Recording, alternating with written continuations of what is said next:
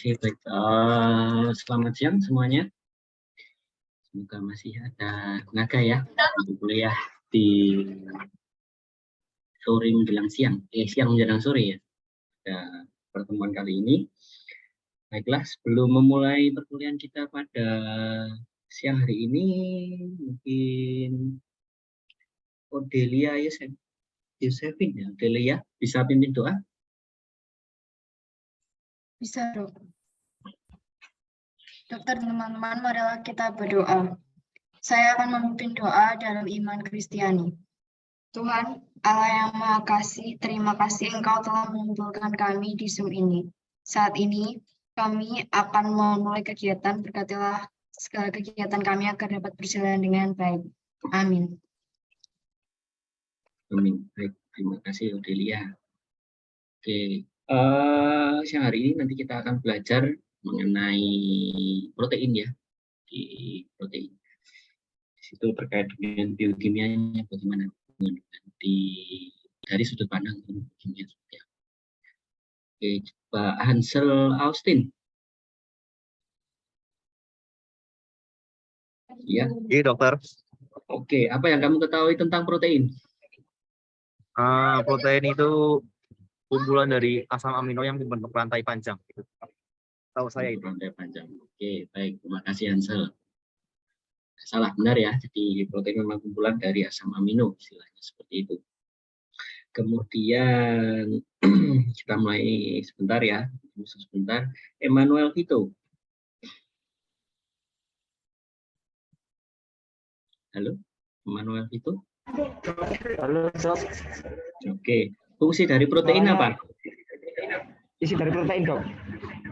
Fungsinya. Fungsi dari protein. Ya. Untuk membangun sel-sel tubuh, Dok. Membangun sel-sel tubuh. Oke, baik. Terima kasih. Kemudian Ganesha. Menyusun enzim. Menyusun enzim. Oke, baik. Terima kasih. Sudah pada pinter, nggak usah kuliah ya. Oke, baik. Saya mulai ya untuk perkuliahannya ya. Siang hari ini sebentar.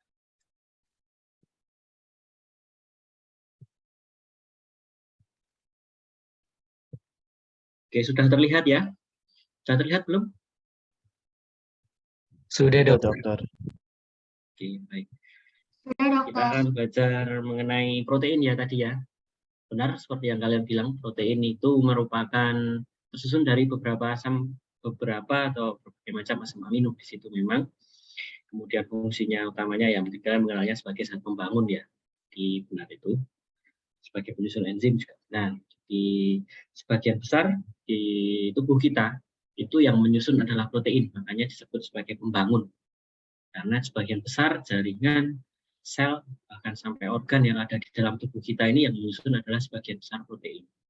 Kalau kemarin kalian sudah mengenal mengenai karbohidrat dan lipid, itu karbohidrat kan sebagian besar dia digunakan sebagai sumber energi di tubuh. Jadi kalau protein ini digunakan sebagai pembangun bagi tubuh atau penyusun bagi komponen-komponen di tubuh sel, jaringan, dan organ. Meskipun protein sendiri bisa digunakan sebagai sumber energi, tetapi itu merupakan pilihan yang paling akhir. Pilihan yang paling akhir. Jadi contohnya kalau kalian makan yang pasti yang paling banyak porsinya adalah nasinya. Karena untuk energi, bukan lauknya. Jadi memang utamanya protein sebagai penyusun atau pembangun.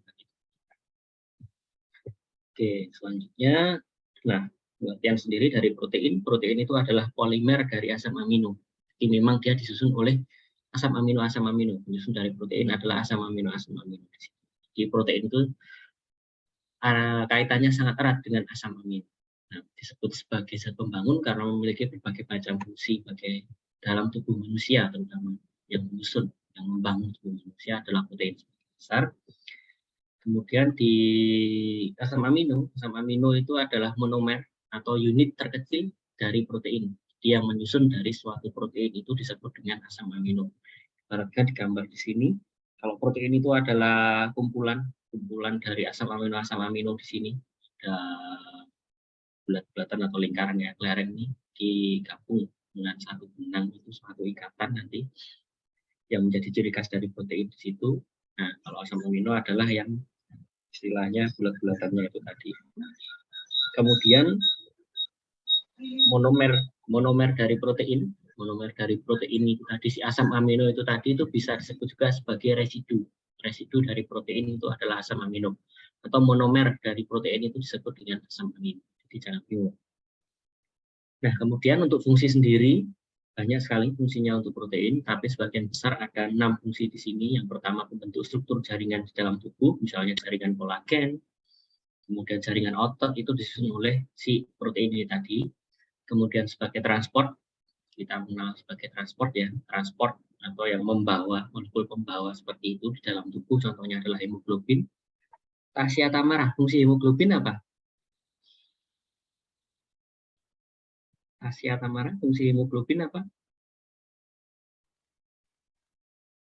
Boleh diulangi, dokter, ada kurang jelas. Fungsi hemoglobin apa? Fungsi hemoglobin?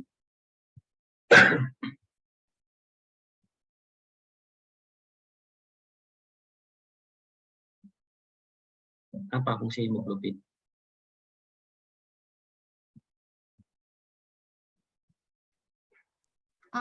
Fungsi hemoglobin yang saya ketahui mengangkut oksigen ke seluruh tubuh. Oke, jadi dia yang mengikat oksigen ya, yang membawa oksigen ke jaringan-jaringan di seluruh tubuh, ke sel di seluruh tubuh ya. Nah, itu merupakan contoh dari protein juga, hemoglobin. Kemudian albumin. Albumin ini mengikat zat-zat komponen-komponen yang tidak dapat larut di dalam air, dalam darah banyak komponen airnya. Jadi dia perlu protein pengikat yang membantu dia lebih mudah terangkut, adalah albumin. Kemudian sebagai imunitas, daya tahan tubuh, contohnya adalah daya tahan tubuh ya, proteksi seperti itu, contohnya adalah imunoglobulin. Kemudian kontrol dan regulasi, misalnya contohnya hormon, terutama yang hormon peptida di sini, karena hormon berbagai macam, tapi yang masuk adalah hormon peptida. Kemudian sebagai katalis atau yang mempercepat suatu reaksi di dalam tubuh, contohnya adalah enzim. Ini sebagian besar fungsi dari protein. Nah, kemudian di sini kita mengenai struktur dari asam amino. Jadi kan kalau kita judul besarnya protein, tapi protein kan disusun oleh monomernya adalah si asam amino di sini. Nah, asam amino di sini strukturnya mempunyai struktur yang khas di sini. Dia terdiri dari ini alfa karbon, rantai molekul karbon yang ada di tengah. Dia nanti akan mengikat. Kita tahu kalau karbon itu lengannya 4 ya. Kalau dalam struktur kimia lengannya 4, yang satu dia akan mengikat ini gugus amin atau gugus NH di sini. Gugus amin ini menyebutnya. Kemudian dia akan mengikat juga gugus COOH atau gugus karboksil di sini. Nah, kemudian untuk gugus amin dan gugus karboksil di sini nanti akan menentukan dari sifat protein itu tadi, terkait sifat dengan asam dan basahnya itu tadi dengan pH. Tapi dia protein si asam amino khasnya dia pasti akan mengikat gugus amin, gugus karboksil, kemudian ada hidrogen atom serta R ini atau rantai samping di sini istilahnya. Nah, si rantai samping di sini nanti dia yang akan menentukan sifat dari si proteinnya ataupun sifat dari asam amino. Jadi asam amino nanti mempunyai berbagai macam sifat. Nah, si rantai sampingnya di sini dia yang akan menentukan. Pokoknya yang namanya protein dia pasti punya gugus amin, gugus karboksil, ada satu atom hidrogen dan dia akan mengikat rantai sampingnya di situ. Nah, kemudian tadi dari gambar protein tadi kan dari asam amino yang saling bergabung membentuk suatu rantai seperti itu. Nah, rantainya itu yang menghubungkan antara asam amino ini disebut dengan rantai peptida atau ikatan peptida di sini. Ikatan peptida ini yang menghubungkan antara asam amino di sini. Yang menjadi pokok dari rantainya itu dihubungkan oleh ikatan yang disebut dengan ikatan peptida. Ikatan peptida ini disusun oleh dua gugus, yaitu gugus karboksil dan gugus amin dari dua molekul atau lebih dari dua molekul. Pokoknya tidak satu ya, lebih dari satu molekul asam amino di situ. Antara dua gugus yang berbeda di sini akan bergabung atau menyatu membentuk suatu ikatan yang disebut dengan ikatan peptida di sini. Nah, reaksi untuk membentuk ikatan peptida ini disebut dengan reaksi dehidrasi karena dia akan melepaskan molekul H2O atau molekul air. Karena ada dehidrasi, melepaskan molekul air di situ. Nah, ini ciri khasnya dari si peptida atau protein itu tadi. Dia mempunyai ikatan peptida di sini. Kalau di Kemarin karbohidrat atau lipid kan tidak ada struktur khasnya seperti ini, tapi kalau protein dia punya struktur khas, yaitu adanya ikatan peptida di sini. Semakin kompleks suatu protein, semakin banyak nanti ikatan peptida yang akan dibentuk di sini. Ini untuk strukturnya secara kimiawi seperti itu. Kemudian untuk klasifikasinya, nah, klasifikasi si asam amino ini ditentukan oleh si rantai sampingnya tadi ini, side chain atau R-nya di sini. Ini yang menentukan sifat dari si asam amino itu tadi, yang menentukan klasifikasi asam amino berdasarkan rantai sampingnya tadi. Ada 5 macam. Yang pertama adalah rantai samping yang sifatnya alifatik. Alifatik istilahnya di sini terdiri dari senyawa hidrokarbon di sini. Ini cuma satu rantai saja. Satu rantai atau rantai yang bercabang. Hidrokarbon terdiri dari karbon dan hidrogen. Contohnya ini ada glisin, alanin, valin, leusin, isoleusin. Kemudian yang rantai sampingnya mengandung gugus hidroksiklik atau gugus hidroksil. Hidroksil berarti dia mempunyai OH di situ. Contohnya adalah serin, treonin, dan tirosin. Dan yang penting yang perlu kalian ingat, yang mengandung gugus rantai sampingnya yang mengandung gugus sulfur atau gugus belerang di sini. Contohnya adalah sistein dan metionin. Cuma 2 asam amino ini aja, sistein dan metionin. Kemudian ada yang mengandung ini gugus dari karboksilnya, gugus karboksilnya. Contohnya adalah asam aspartat, asparakin, glutamin, asam glutamat di sini. Dia mengandung ini COO. Tadi karboksil, gugus karboksilnya kan sama di sini. Kemudian ada yang mengandung gugus amidanya, gugus aminnya di sini. Ini gugus amin NH3, NH di sini. Contohnya arginin, lisin, dan histidin. Kemudian ada yang mengandung cincin aromatik. Jadi dia membentuk suatu senyawa yang siklik, artinya berbentuk seperti cincin, seperti lingkaran seperti itu. Contohnya adalah fenilalanin, tirosin, tryptofan. Kemudian ada yang khas lagi, ini kita sebut sebagai aminoasid. Dia merupakan asam amino, tapi dia secara strukturnya ini tidak memenuhi struktur asam amino secara umum tadi, yang mempunyai gugus karboksil, gugus amin, satu atom hidrogen, dan satu rantai samping. Kalau prolin di sini dia bentuknya cuma siklik saja, tapi dia juga punya gugus karboksil dan gugus aminnya di sini. Tapi tidak seperti tadi struktur asam amino yang pada umumnya di situ. Dia cuma membentuk siklik, makanya dia disebut dengan aminoasid atau asam amino, bukan amino asid. Meskipun dia juga masuk ke dalam golongan asam amino, tapi secara struktur kimia dia bentuknya yang punya gas.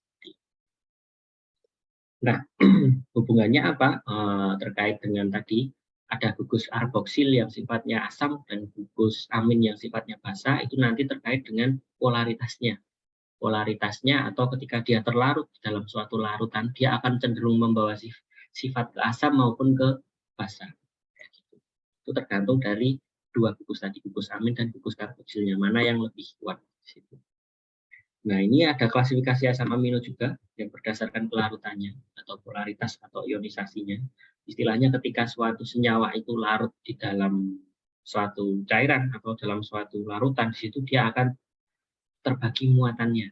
Dia mau muatan yang positif atau muatan yang negatif atau tetap yang netral seperti itu. Atau bahkan enggak larut sama sekali, tidak pecah sama sekali di dalam suatu larut.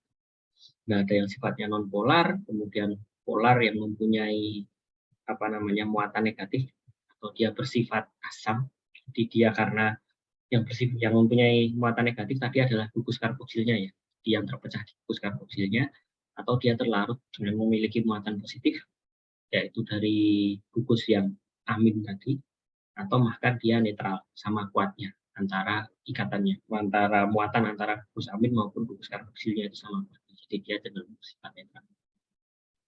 Nah, ini contohnya. Kalau yang non-polar ada glisin, alanin, valin, leusin, isoleusin. Kalau yang polar negatively charged atau bersifat asidik tadi karena gugus karboksilnya di sini, ini yang lebih dominan. Contohnya adalah aspartat dan glutamat. Kalau yang bersifat basa tadi karena muatannya positif karena gugus aminnya tadi, gugus NH-nya tadi, ini contohnya adalah glisin dan histidin. Dan yang terakhir yang polar. Jadi antara gugus amin maupun gugus karboksilnya ini muatannya sama kuat. Contohnya serin, treonin, asparakin, glutamin, Seperti itu, ini contohnya secara umum. Saya tidak menyuruh kalian untuk menghafalkan ini semua. Tapi sekilas saja kalian tahu kalau bahwa asam amino ketika dia terlarut dalam suatu larutan, dia dapat bersifat asam atau bersifat basa. Itu tergantung muatan dari gugus karboksilnya itu tadi. Nah, kemudian yang paling sering kita temui, klasifikasi asam amino ini dibagi dua, berdasarkan kemampuan sintesis dalam tubuh, yaitu asam amino esensial dan non-esensial. Amabel Odelia, bedanya apa esensial dan non-esensial? Asam amino esensial dan non-esensial. Apa, Amabel? Dari kemampuan sintesisnya, Dok. Kalau yang esensial? Kalau esensial itu mungkin kemampuannya lebih ini ya. Nggak bisa memastikan saya, Dok. Masih belum Nggak apa-apa. belajar. Oke, baik. Terima kasih. Kemudian coba Angelina Simporosa. Ya, Dok. Apa bedanya asam amino esensial dan non-esensial? Kalau esensial itu tidak bisa diproduksi tubuh. Kalau yang non-esensial? Bisa diproduksi tubuh. Berarti kalau yang tidak bisa diproduksi oleh tubuh, kita dapatnya dari mana? Dari makanan sehari-hari. Dari makanan. Oke, baik. Jadi benar ya, ini berdasarkan kemampuan sintesis asam amino dalam tubuh ini dibagi dua, yang esensial dan non-esensial. Kalau yang esensial artinya dia penting, dia harus diperoleh, atau tubuh itu kalau membutuhkan dia diperoleh dari bahan makanan atau sumber dari luar. Bisa hewani maupun nabati terserah, cuma dia harus diperoleh dari sumber dari luar. Sedangkan kalau yang non-esensial bukan artinya tidak penting ya, non-esensial artinya tubuh itu dapat mensintesis asam amino itu tadi. Jadi tidak serta-merta tidak perlu bergantung dari sumber dari luar. Jadi tubuh mampu membuatnya secara mandiri seperti itu. Nah, di dalam tubuh secara umum kita mengenal ada 20 macam asam amino. Sebenarnya asam amino ada ratusan jumlahnya. Tapi di dalam tubuh manusia yang bisa diidentifikasi saat ini yang berfungsi sebagai penyusun protein itu ada 20 macam saja. Jadi ada 20 jenis asam amino yang digunakan oleh tubuh untuk penyusunan protein, meskipun ada berbagai macam asam amino itu. Nah, di sini bisa kita lihat ada 20 macam ya asam amino di sini. Ada yang esensial dan non esensial. Di sini kalian bisa lihat di tabelnya itu tadi. Nah, di tabel ini ada satu tulisan, ada tulisan conditionally essential. Ini maksudnya terkadang pada tubuh manusia, misalnya pada usia bayi atau usia yang masih kecil istilahnya, masih anak-anak seperti itu, terkadang beberapa asam amino ini bisa diproduksi oleh tubuh. Tapi seiring dengan usia bertambah, ketika kita dewasa, tubuh tidak lagi bisa memproduksinya. Makanya dia disebut dengan conditionally essential atau bersifat esensial tapi kondisional lah. Atau pada kondisi tertentu dia bersifat esensial, pada kondisi tertentu tidak bersifat esensial. Biasanya berkaitan dengan usia itu tadi. Kalau tidak salah, coba nanti dihitung ada 8 macam asam amino yang esensial, yang 22 macam ini yang non esensial. Di sebagian besar tubuh itu bisa mensintesis ada 12 macam yang esensial, jadi sebagian besar tubuh ini dapat mensintesis si asam amino tadi, meskipun kita harus juga perlu mengkonsumsi dari buah. Nah, kemudian ada berbagai macam asam amino yang memiliki fungsi bebas dalam bentuk bebasnya. Jadi dalam bentuk asam amino saja dia sudah memiliki fungsi. Jadi tidak perlu membentuk suatu protein, dalam bentuk asam amino saja dia sudah memiliki fungsi.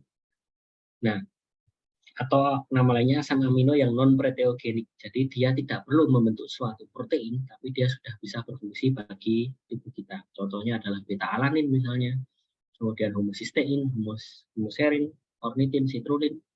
Ini nanti berperan dalam siklus urea, nanti kita bahas. Kemudian ada taurin, komponen dari asam tebu, kemudian ada GABA, gamma amino butyric acid yang berperan sebagai neurotransmitter, inhibitorik atau pembawa sinyal kimia pada sistem saraf.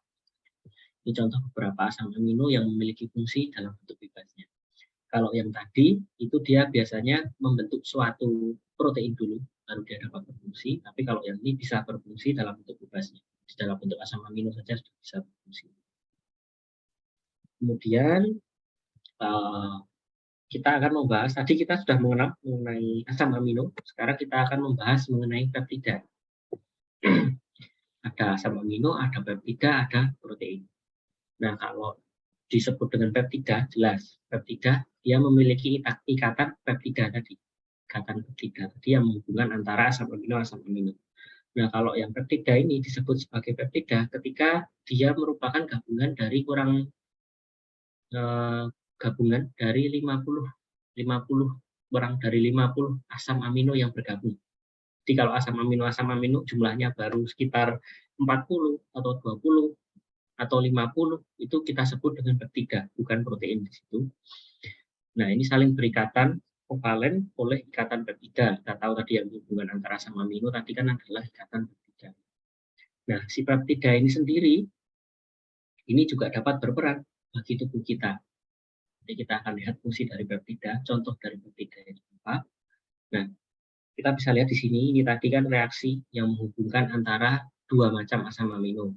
Asam amino dihubungkan oleh ikatan peptida dengan reaksi dehidrasi tadi melepaskan 2O tadi.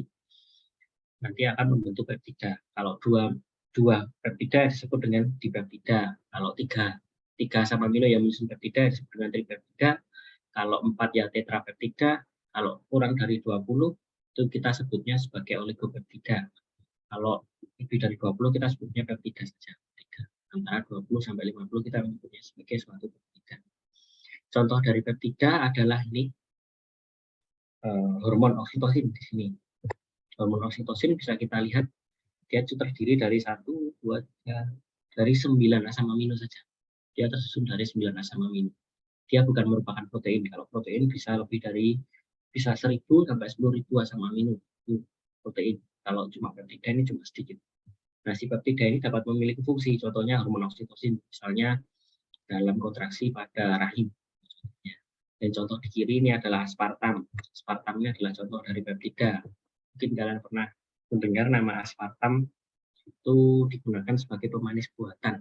Aspartam kita mengenalnya. Itu juga merupakan peptida. Ini contohnya terdiri dari asam amino aspartat, fenilalanin, yang bergabung ini cuma 2 asam amino aja. Ini juga memiliki peran, memiliki fungsi bagi tubuh manusia. Ini untuk yang peptida. Kemudian sekarang kita masuk ke yang protein. Nah, protein ini merupakan polimer dari asam amino tadi seperti di awal. Dia merupakan polimer dari asam amino, terdiri dari lebih dari 10.000 asam amino. Bisa dari 1.000, 20.000, 30.000, lebih bahkan itu membentuk suatu protein. Nah, protein ini memiliki nama lain adalah polipeptida. Disebut sebagai polipeptida karena jumlahnya sangat banyak, terdiri dari banyak jumlah peptida-peptida itu tadi. Nah, protein memiliki berbagai macam fungsi di dalam tubuh tadi sama ya, ada sebagai penyusun struktural protein, protektif protein untuk perlindungan misalnya sebagai sebagai immunoglobulin tadi, pertahanan untuk enzim, hormon, sebagai katalis, sebagai regulator, kemudian sebagai transport, protein transport tadi contohnya hemoglobin, memiliki berbagai macam fungsi dalam tubuh. Kemudian untuk protein sendiri ini bisa diklasifikasikan lagi menjadi 2, yaitu protein sederhana dan protein konjugasi. Sederhana kalau dia cuma terdiri dari asam amino saja. Kalau konjugasi itu terdiri dari molekul lain, komponen lain. Contohnya adalah nukleoprotein atau lipoprotein. Protein sederhana itu terdiri dari asam amino saja, jadi sebuah protein yang disusun cuma asam amino saja isinya. Tapi kalau yang konjugasi, dia ada komponen lain yang menyusun protein tersebut. Contohnya adalah lipoprotein, ini gambarnya lipoprotein di sini. Lipoprotein, seperti namanya lipoprotein, berarti terdiri dari lipid atau lemak dan protein di situ. Makanya disebut dengan lipoprotein. Dia konjugasi karena ada lipidnya. Kalau nukleoprotein, berarti dia terdiri dari nukleotid, istilahnya, basa penyusun dari suatu DNA dan protein di situ. Makanya dia disebut juga dengan protein konjugasi. Karena ada komponen molekul lain selain asam amino yang menyusun protein tersebut. Gitu, ada pertanyaan? Sudah bingung? Ada pertanyaan enggak? Kalau tidak ada, kita lanjut ya. Ini terkait dengan protein. Ini secara umum garis besar fungsinya. Yang perlu kalian pegang dari konsep sampai di sini tadi. Yang pertama adalah mengenai struktur dari protein. Ciri khasnya apa tadi? Ciri khasnya dia punya ikatan peptida. Dia mengikat gugus amin, gugus karboksil. Kemudian ada rantai samping yang menentukan sifat dari protein tadi.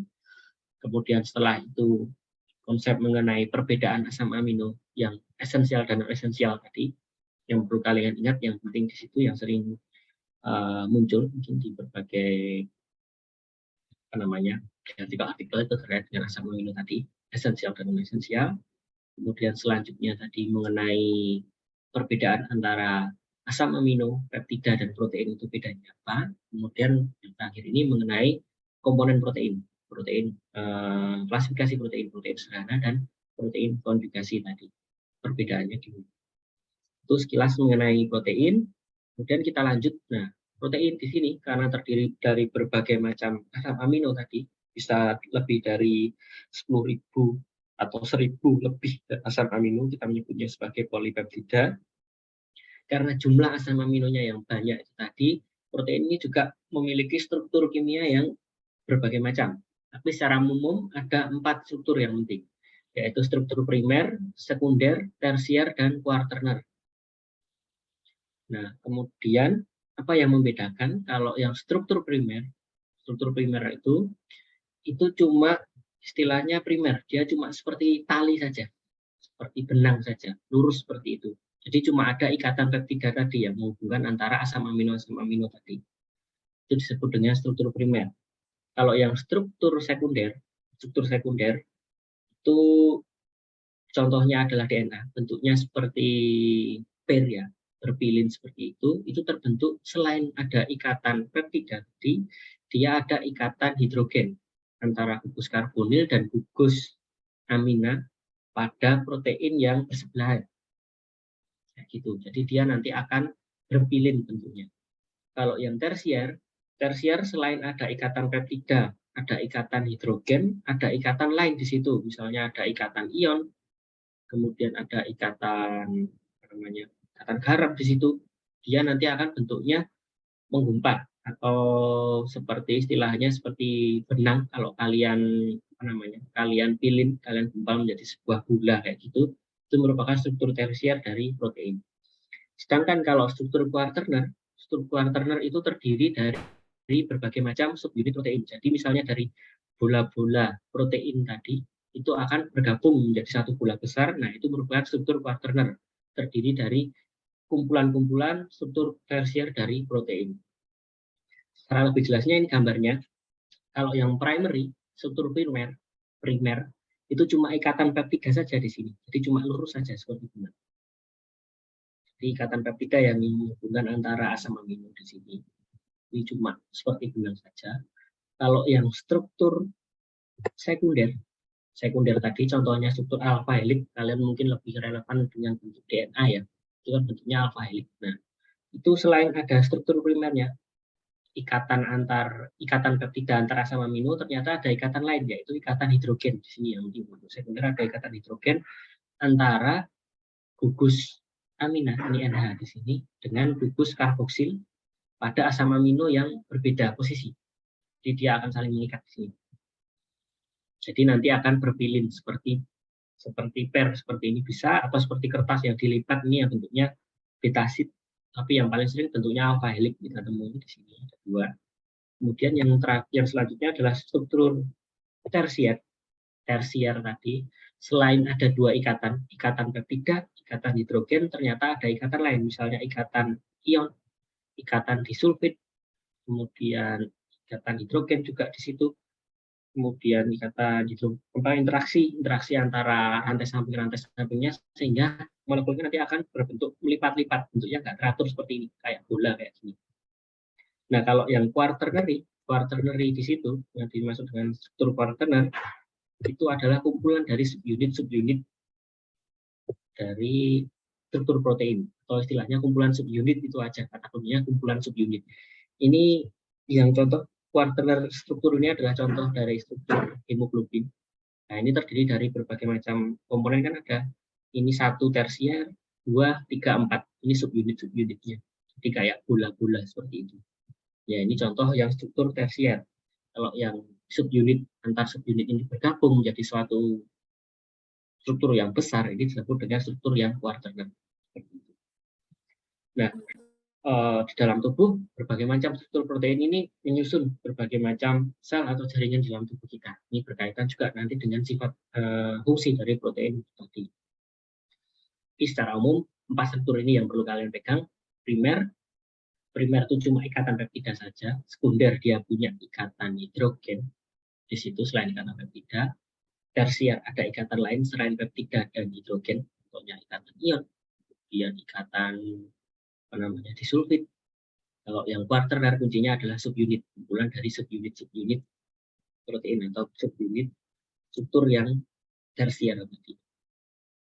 Jadi protein ini bentuknya ruwet.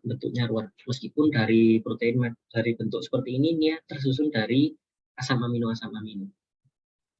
Nah, ini contohnya yang lain adalah hormon insulin tadi, dia menyusun sebagai hormon. Hormon insulin ini struktur primernya seperti ini, dia cuma seperti benang. Kemudian dia akan membentuk struktur seperti DNA, berpilin seperti itu, membentuk struktur sekunder, kemudian struktur yang tersier. Hubungan ya karena ada ikatan dari masing-masing asam amino tadi, selain ikatan hidrogen dan ikatan peptida. Dan yang terakhir adalah bentuk yang kuartener. Jadi dia ada subunit-subunitnya. Ada subunit 1 ini, 2 dan 3 kan ada. Bentuknya berbeda, hampir sama tapi ada 3 istilahnya 3 bola seperti itu. Ini yang bentuk yang kuartener dari subunit itu tadi. Ini contoh pembentukan insulin dalam tubuh ini, prosesnya seperti ini. Ini terkait dengan struktur dari si protein itu tadi, tersier, primer, sekunder, tersier, dan kuartener. Nah, ini perbedaannya antara yang primer, sekunder, dan tersier. Kalau yang primer ini cuma linear, lurus saja. Kemudian kalau yang sekunder dia berpiling atau membentuk seperti kertas yang dilipat atau petasit, istilahnya seperti itu. Yang penting adalah ikatannya di sini yang perlu kalian garis bawahi ikatannya. Kalau yang primer ini cuma ikatan peptida saja di situ. Kalau yang sekunder ini ada ikatan hidrogen selain ikatan peptida. Kalau yang tersier ada ikatan lain selain hidrogen dan ikatan peptida. Nah, ini kalau untuk contohnya ya, misalnya kalau yang sekunder ini kolagen atau jaringan ikat, kalau yang tersier contohnya adalah enzim, hormon, sebagian besar strukturnya tersier maupun yang struktur kuartener itu tadi. Seperti itu untuk struktur dari protein. Jadi sangat kompleks sekali untuk protein.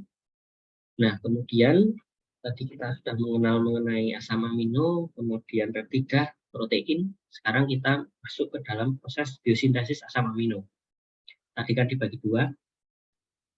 Ada yang esensial, berarti dia dibutuhkan oleh tubuh, esensial. Jadi tubuh harus memperoleh dari sumber dari luar. Yang non esensial, ini tubuh dapat mensintesis protein atau asam amino itu sendiri. Di tubuh itu dapat mensintesis itu sendiri. Jadi yang akan kita bahas di sini nanti yang non esensial, sintesis dari asam amino yang non esensial di sini. Kita akan melihat bagaimana prosesnya di dalam tubuh itu bisa terjadi. Tapi kalau secara umum proses sintesis protein tadi terdiri dari asam amino tadi, di prinsipnya seperti proses replikasi DNA di situ. Jadi dari DNA itu tadi ditranskripsikan menjadi mRNA, kemudian dari mRNA nanti akan ditranslasikan atau akan diubah, diterjemahkan kodenya itu tadi menjadi susunan asam amino atau protein tadi. Kayak gitu. Nah, sekarang kita masuk ke sintesis asam amino.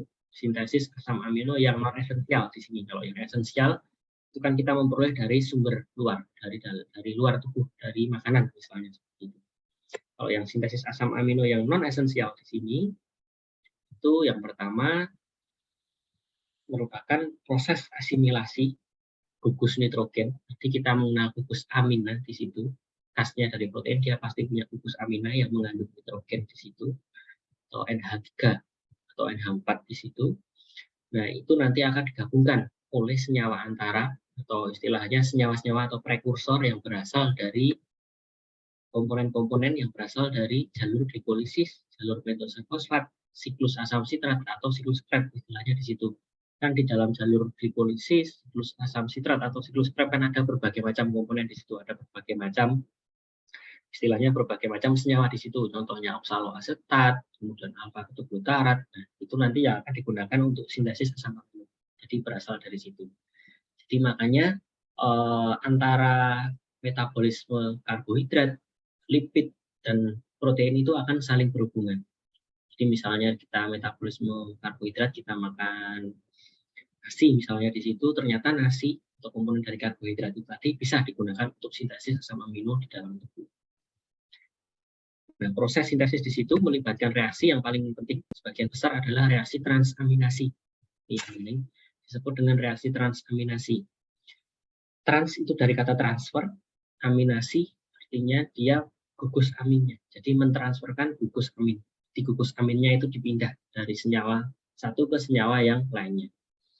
Nah, untuk asam amino utama yang biasanya menjadi jalur sentral pertama kali yang digunakan untuk biosintesis asam amino adalah asam amino glutamat dan glutamin. Dua asam amino ini yang utama.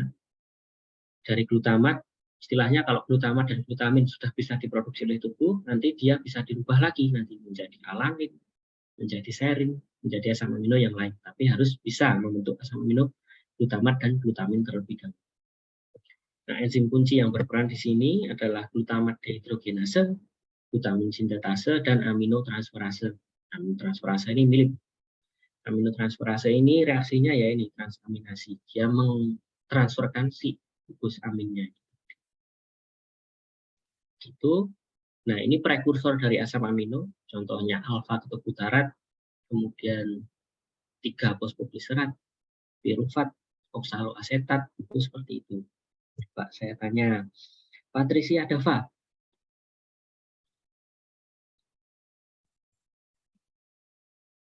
Halo, Patricia Dava? Iya, dokter. Oke. Pirufat dari mana? Asal pirufat. Ini pirufat ini berasal dari mana dia pirufat?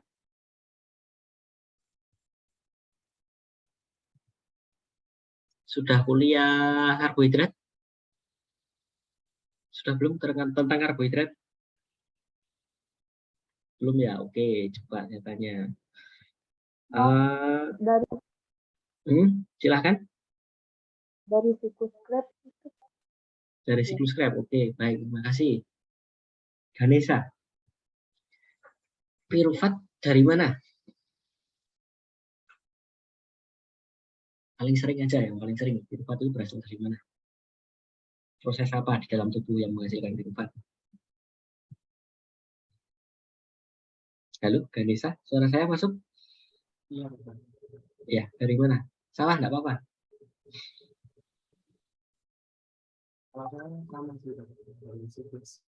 Dari siklus Krebs. Oke, baik. Terima kasih. Pak yang lain. Dwivo. Pirufat dari mana, Dwivo? Proses apa?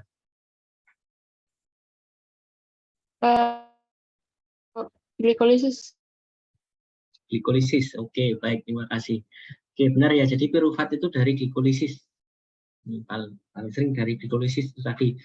Proses pemecahan. Jadi glukosa itu kan akan dirubah dulu. Dia sebelum masuk ke dalam siklus Krebs untuk pembentukan energi, proses pembentukan energi di dalam tubuh kita, dia harus dirubah dulu menjadi pirufat itu tadi. Baru dari pirufat masuk ke siklus Krebs dengan berbagai macam siklusnya yang membingungkan itu tadi. Yang utama glikolisis menghasilkan pirufat, itu aja konsep yang harus kalian pegang. Jadi si pirufat ini, nah itu ada alfa ketoglutarate. Alfa ketoglutarate itu juga merupakan senyawa yang ada di siklus Krebs, bukan di glikolisis. Kemudian fosfogliserat ini masuk ke dalam proses glikolisis juga di situ. Jadi dari glukosa menjadi pirufat, dia harus melewati fosfogliserat ini. Oksaloasetat ini juga merupakan senyawa yang ada di siklus Krebs, seperti itu. Jadi ada hubungannya antara metabolisme karbohidrat dan juga metabolisme protein atau asam amino, ternyata ada hubungannya. Gitu. Jadi jangan dilupakan itu. nggak harus menghafalkan siklus Krebs yang rumit, lebih mudah membaca GMAP daripada membaca siklus Krebs ya. Jadi nggak usah dihafalkan serumit itu, yang penting konsepnya aja. Kalau proses glikolisis hasil akhirnya apa, kalau siklus Krebs itu dari apa menjadi apa hasil akhirnya, atau jumlah HTP-nya berapa, seperti itu saja yang penting untuk kalian di di ilmu biomedis, seperti itu saja. Jadi di sini contohnya ini adalah prekursor, kita menyebutnya prekursornya adalah alfa ketobutarat, bisa pirufat, oksaloasetat. Ini contoh asam amino yang digunakan yang telah disintesis dari prekursornya yang tadi. Jadi kalau kita kekurangan, misalnya kekurangan secara efek klinisnya, secara tidak langsung, misalnya kalau kita makannya kurang, karbohidratnya kurang, ya otomatis asam amino di dalam tubuh juga akan berkurang. Bisa jadi karena ada hubungan ternyata antara metabolisme ini. Gitu. Jadi nggak serta-merta harus makan protein yang banyak, tidak seperti itu juga. Gitu ya. Nah, ini yang pertama adalah glutamat tadi. Jalur sentral yang pertama adalah dari glutamat dan glutamin. Jadi yang pertama disintesis adalah glutamat. Alfa ketobutarat di sini adalah senyawa yang diperoleh juga dari siklus asam sitrat atau siklus Krebs itu. Dia nanti akan digabungkan dengan senyawa NH4 atau gugus nitrogen di sini. Gugus aminnya di sini membentuk asam amino glutamat di sini.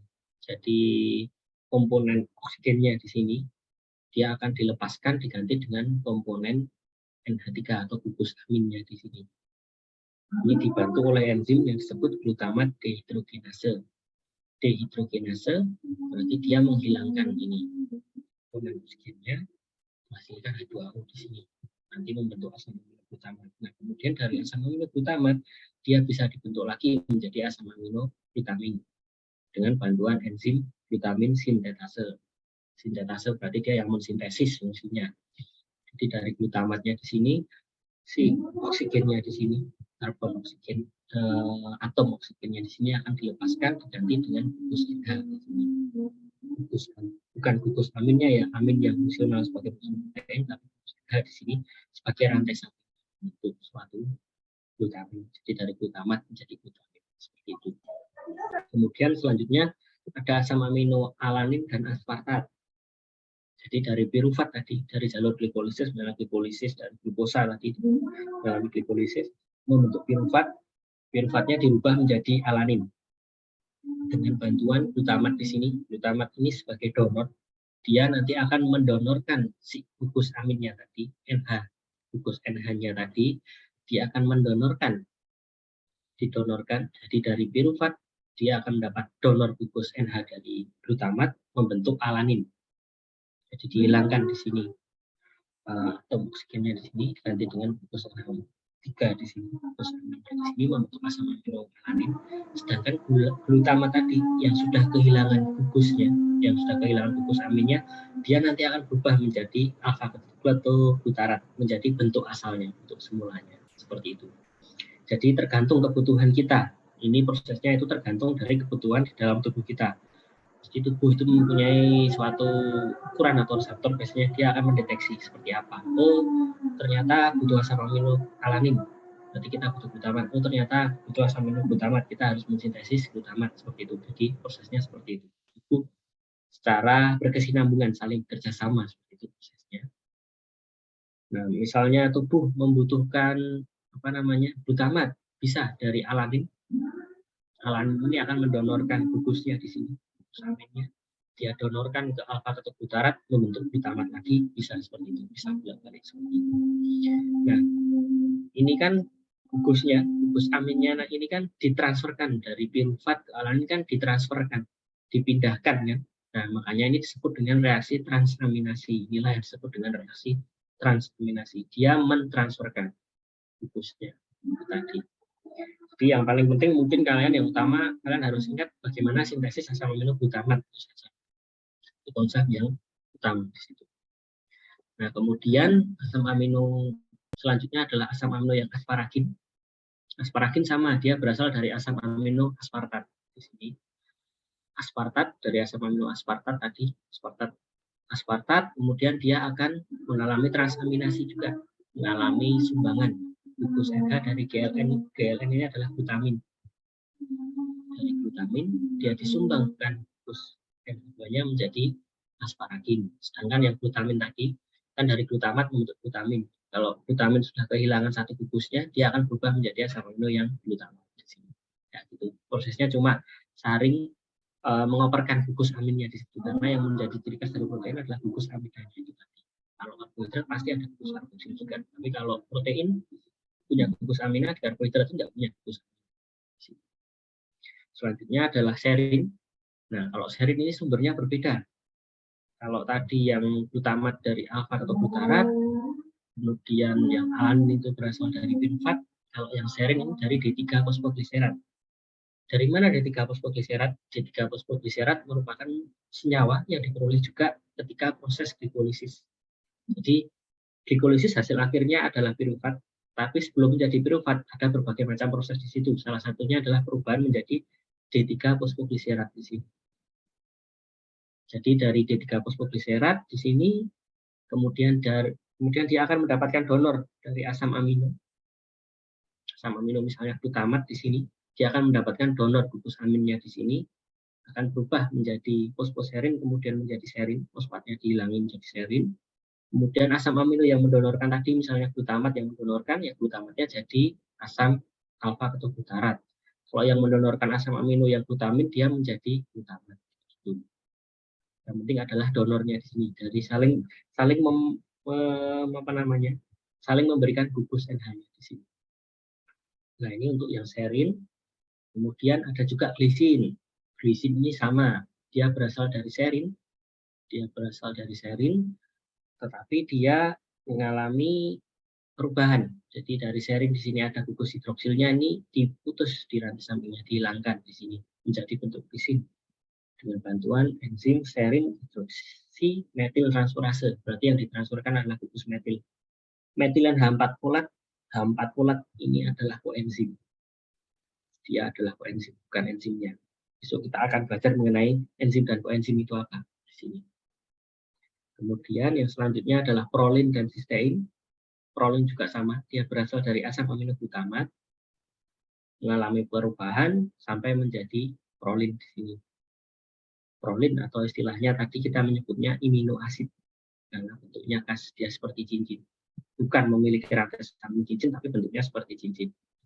Kemudian kalau sistein, sama, sistein berasal dari serin, kemudian menjadi sistation, menjadi sistein dan homoserin di sini. Gitu. Nah, terkait proses tadi, misalnya dari pembentukan glutamat, glutamin, kemudian alanin, aspartat tadi, kemudian ini prolin dan sistein, tidak perlu kalian hafalkan semuanya. Yang penting kalian tahu prosesnya. Proses transaminasi itu apa? Yang penting kalian tahu transaminasi itu apa, prosesnya seperti apa, contohnya seperti apa. Asam amino yang perlu kalian tahu untuk proses sintesisnya yang utama adalah glutamat dan glutamin itu saja. Tinggal prolin, sistein, dan yang lain-lain. Kalau terlalu berat, yang penting kuncinya di glutamat dan glutamin. Harus ada glutamatnya atau harus dia sebagai donor gugus dari aminnya, gugus aminnya. Seperti itu.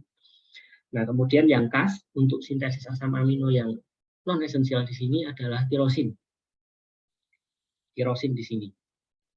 Tirosin ini disintesis dari asam amino yang esensial. Gitu ya. Yang esensial tadi adalah asam amino yang diperoleh dari bahan makanan. Istilahnya tubuh nggak dapat mensintesis sendiri. Jadi contohnya adalah asam amino fenilalanin. Fenilalanin ini sifatnya esensial. Jadi tirosin, asam amino tirosin ini sifatnya non esensial. Tapi dia butuh fenilalanin yang sifatnya esensial. Jadi otomatis kalau intake kita atau makanan kita kurang asam amino fenilalanin di sini, otomatis tirosin dalam tubuh kita juga akan berkurang. Karena tubuh kurang pemasoknya dari asam amino fenilalanin di sini. Jadi satu-satunya asam amino non esensial yang diproduksi dari asam amino esensial adalah tirosin di sini. Nah, ini prosesnya seperti ini. Jadi ada memasukkan gugus hidroksilnya saja di rantai sampingnya, cincin aromatiknya di sini. Dengan bantuan ini, NADPH ini adalah koenzim di sini. Jadi yang penting konsep di sini untuk tirosin adalah dia butuh sintesis dari asam amino yang non esensial, yaitu asam amino fenilalanin di situ. Asam amino esensial yaitu fenilalanin di situ. untuk yang tirosin. Nah, kemudian ada juga asam amino yang disebut dengan hidroksiprolin dan hidroksilisin.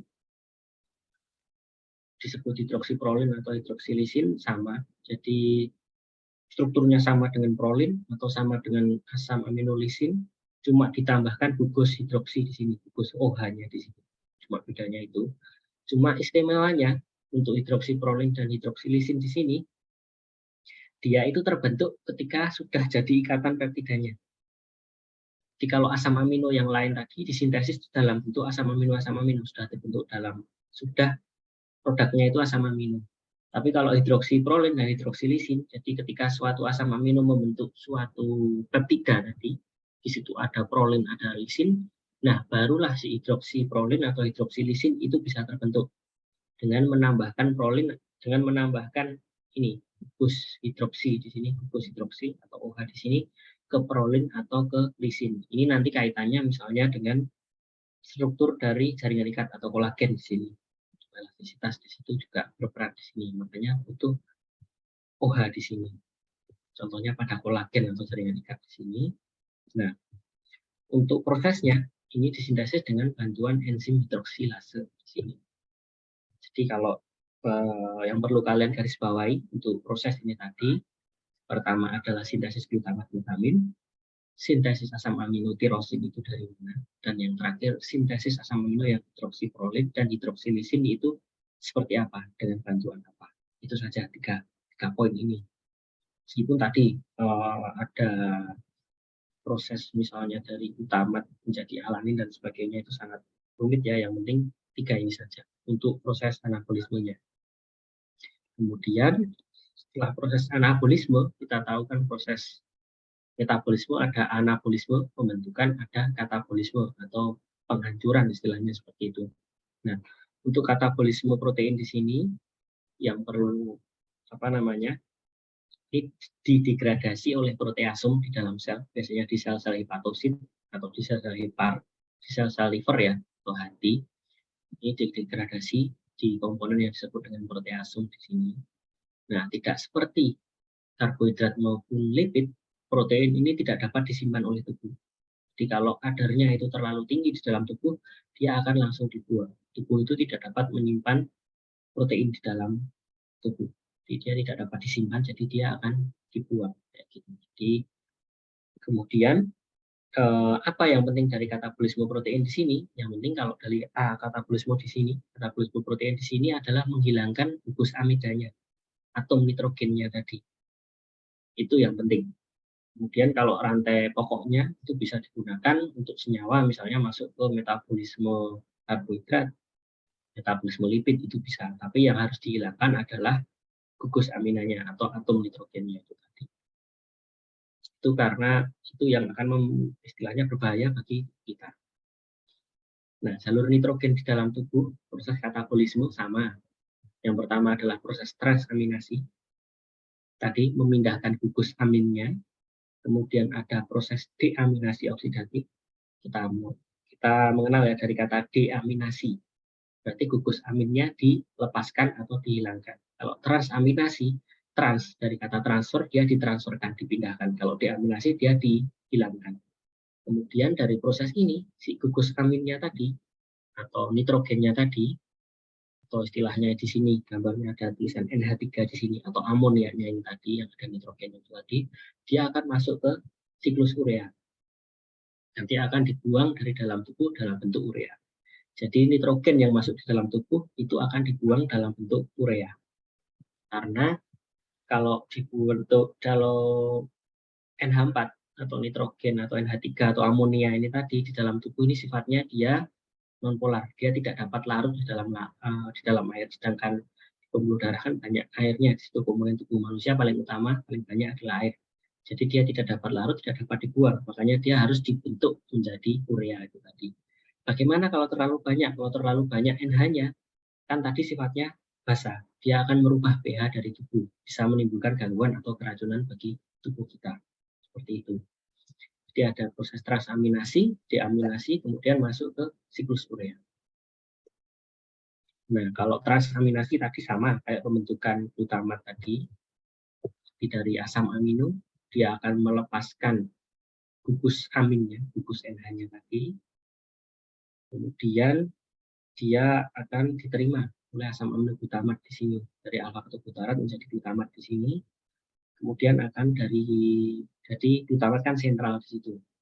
Dari transaminasi, pokoknya si gugus aminnya dari berbagai macam asam amino tadi harus dihilangkan dulu, sehingga asam amino tadi dapat berubah menjadi alfa ketoasid atau asam alfa keto, bisa oksaloasetat, bisa pirufat tadi, bisa ke D3 fosfogliserat, dia akan dirubah di situ.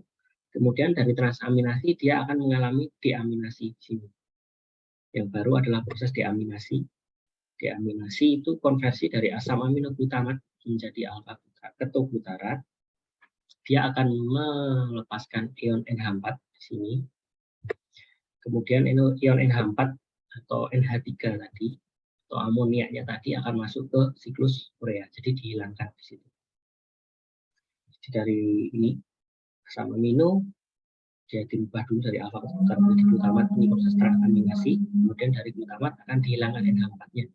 Jadi glutamat ini akan berubah menjadi ketoglutarat, akan berputar seperti itu terus siklusnya. Nah, kemudian kita masuk ke siklus urea yang utama di sini. Jadi nitrogen di dalam tubuh manusia ini diskresikan dalam bentuk urea. Kemudian nitrogen itu berbentuk dalam bentuk molekul ion NH4 atau ion amonium di sini. Nah, kemudian juga dia akan mendapatkan donor dari aspartat. Jadi seperti ini. Urea itu terdiri dari 2 molekul NH4. Jadi ketika tadi proses asam amino didegradasi itu cuma 1 molekul NH4 saja yang dilepaskan. Makanya untuk membentuk urea dia butuh 1 lagi NH4 atau ion amonium istilahnya, atau nitrogennya lah. Ya gitu. Itu berasal dari aspartat, asam amino aspartat ini. Dia berperan sebagai donor amonia di sini pada siklus urea.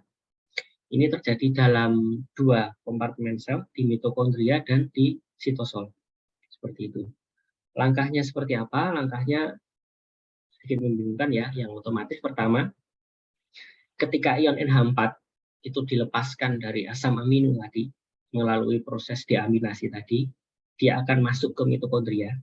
Kemudian akan bergabung dengan molekul karbon dioksida di mitokondria, membentuk yang disebut dengan karbamoil fosfat. Karbamoil fosfat di sini. Kemudian karbamoil fosfat di sini dia akan dikeluarkan dari dalam mitokondria dengan bantuan ini, dengan bantuan ornitin. Ornitin itu merupakan asam amino juga, tetapi dia bukan protein, bukan penyusun dari protein. Dengan bantuan ornitin, si karbamoil fosfat di sini akan membentuk sitrulin. Kemudian dari sitrulin akan berubah menjadi aspartat. Kemudian dari aspartat akan membentuk arginosuksinat di sini. Nah, yang penting di sini. Kemudian dari arginosuksinat di sini akan dilepaskan menjadi arginin, asam amino arginin. Dan akan melepaskan fumarat. Fumarat nanti akan masuk ke siklus asam sitrat di situ. Jadi tadi dari NH4 yang berasal dari asam amino tadi mengalami deaminasi, bergabung dengan karbon dioksida membentuk karbamoil fosfat. Dengan bantuan ornitin dia akan membentuk sitrulin. Kemudian dari sitrulin tadi dia akan didonorkan NH-nya ini, ion amonium didonorkan dari aspartat. Jadi aspartat sebagai donor amonia istilahnya. Dia akan mendonorkan NH4-nya membentuk arginosuksinat. Arginosuksinat akan berubah menjadi arginin. Si fumaratnya akan dilepas dari arginin di sini. Arginin ini memiliki 2 komponen di sini. 2 ion NH kan di sini. Dia akan diubah lagi menjadi ornitin. Arginin diubah menjadi ornitin, dia akan melepaskan ini, urea. Di situ. Kemudian ornitin akan digunakan lagi, diubah menjadi sitrulin, diubah menjadi arginosuksinat, jadi arginin, ornitin lagi. Jadi akan berkesinambungan, berjalan terus seperti ini. Nah, yang paling penting di sini, dari proses ini yang pertama adalah proses pertama. Ini terjadi di mana? Terbentuk apa molekulnya? Kemudian donor asam amino apa yang berperan di situ? Ini adalah aspartat. Kemudian yang selanjutnya dari arginin tadi, dari arginosinat untuk arginin, dia akan melepaskan ini ureanya di sini. akan dilepaskan, akhirnya menjadi ornitin. Kemudian dari urea nanti akan masuk ke pembuluh darah karena dia sudah dapat larut dengan mudah di pembuluh darah. Kemudian dia akan disaring di ginjal, kemudian dari ginjal dia akan dikeluarkan melalui urin. Seperti itu. Nah, bagaimana akibatnya kalau NH4-nya ini terlalu tinggi di dalam tubuh? Ya, kalau terlalu tinggi di dalam tubuh, pH tubuh akan berubah, akan menyebabkan gangguan. Bagaimana kalau asam amino aspartat di dalam tubuh ini kekurangan? Ya, otomatis siklus ureanya di sini akan terganggu, bahkan tidak berjalan seperti itu. Jadi untuk konsep siklus urea yang perlu kalian ketahui, yang pertama mengenai prosesnya terjadi di mana. Asam amino donornya apa, molekul yang dikeluarkan apa. Ya, sebentar lagi ya.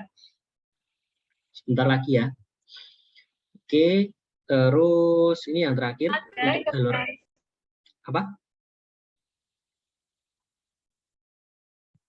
Untuk jalur atom karbonnya. Oke, baik. Kalau yang atom karbonnya tadi, selain komponen NH4-nya, ada komponen atom karbonnya. Kalau atom karbonnya tadi, itu contohnya prekursornya tadi, ada alfa ketoglutarat dan yang lain-lain, nanti dia akan masuk ke siklus asam sitrat atau siklus glukosa, seperti itu. Dia akan masuk ke jalur metabolisme yang lain. Nah, yang perlu kalian ingat pada jalur atom karbon pada asam amino di sini adalah ini. Terkait dengan katabolisme asam amino di sini, ini ada berbagai macam asam amino. Asam amino itu dibagi menjadi dua berdasarkan jalur metabolismenya. Ada yang bersifat glukogenik dan ketogenik. Perbedaannya apa? Kalau yang glukogenik di sini sifatnya ketika dia didegradasi di dalam tubuh, dia cenderung digunakan untuk pembentukan glukosa di dalam tubuh sebagai sumber energi dalam bentuk glukosa. Kalau yang ketogenik dia digunakan dalam bentuk keton atau asam amino yang atau istilahnya sumber energi yang bersifat keton seperti itu. Jadi ada dua, glukogenik dan ketogenik. Kalau yang ketogenik cuma dua yang penting adalah lisin dan leusin di sini. Atau kemudian ada yang bersifat sama bisa glukogenik atau ketogenik tergantung kebutuhannya. Tapi yang penting kalian bisa membedakan antara glukogenik dan ketogenik itu perbedaannya di mana. Seperti itu. Ini untuk kuliah protein, mungkin mohon maaf ya terlalu lama, jadi sedikit memakan waktu kalian. Ada kuliah lagi habis ini?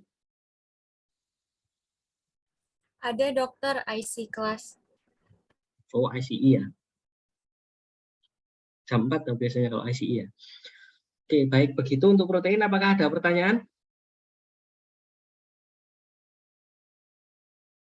Oke, kalau tidak ada pertanyaan, ini saya berikan tugas di sini. Sebentar. Saya berikan tugas di sini.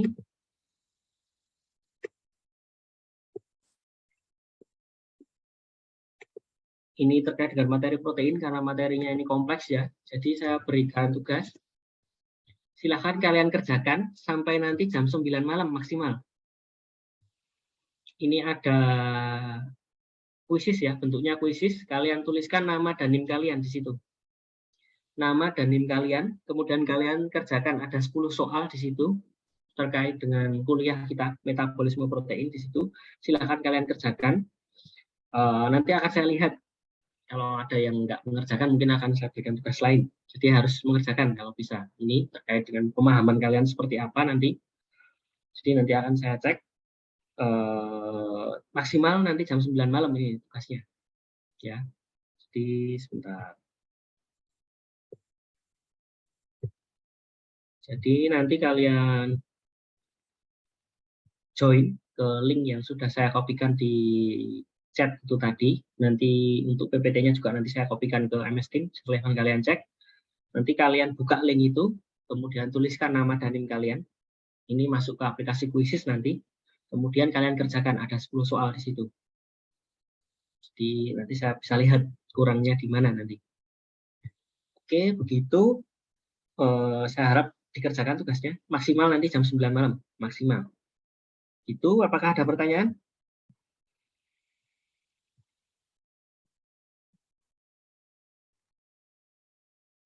Ada pertanyaan? Tidak ada? Oke, kalau tidak ada, kita tutup saja kuliah kita pada sore hari ini. Semoga semakin menambah kebingungan kalian. Gitu ya. Jadi kalau kalian bingung berarti kalian belajar. Kalau nggak belajar nggak bingung. Gitu ya. Kita tutup perkuliahan kita pada sore hari ini. Mohon maaf sedikit molor jadwalnya. Silahkan tugasnya dikerjakan. Nanti akan saya cek tugas kalian. Kita tutup. Siapa ya? Fariska. Fariska bisa tutup dengan doa. Baik, dokter dan teman-teman, kita akan menutup pertemuan kita pada sore hari ini. Saya akan membawa dengan doa Katolik. Dalam nama Bapa dan Putra dan Roh Kudus. Amin. Ya Bapak, terima kasih karena pada sore hari ini Engkau telah membimbing dan memberkati kami dalam pertemuan ini. Semoga pertemuan ini dan materi yang telah diberikan oleh dokter dapat bermanfaat bagi kami untuk kedepannya. Demi Kristus Tuhan dan pengantaran kami, yang hidup dan berkuasa kini dan sepanjang segala masa. Amin. Dalam nama Bapa dan Putra dan Roh Kudus. Oke, terima kasih Fariska. Oke, kita tutup pertemuan kita pada sore hari ini. Kalau ada pertanyaan silahkan hubungi saya, mau chat, mau WA, mau email juga boleh, mau ketemu langsung juga boleh. Kita tutup pertemuan kita pada sore hari ini. Terima kasih dan selamat sore. Terima kasih, Terima kasih, dokter. Terima kasih.